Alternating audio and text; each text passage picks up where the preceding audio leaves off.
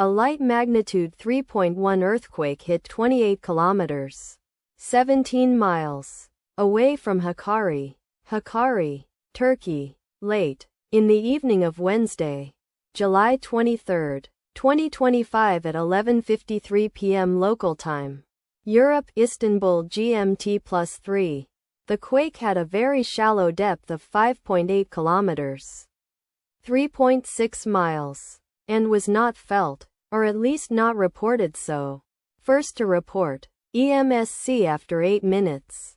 The earthquake occurred 13 weeks after a magnitude 3.8 earthquake had hit on Tuesday, April 22, 2025, at 3:39 a.m. local time.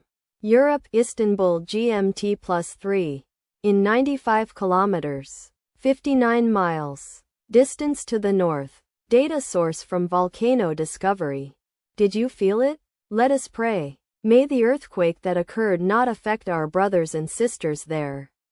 May the earthquake not happen again. And may God protect everyone. Amen.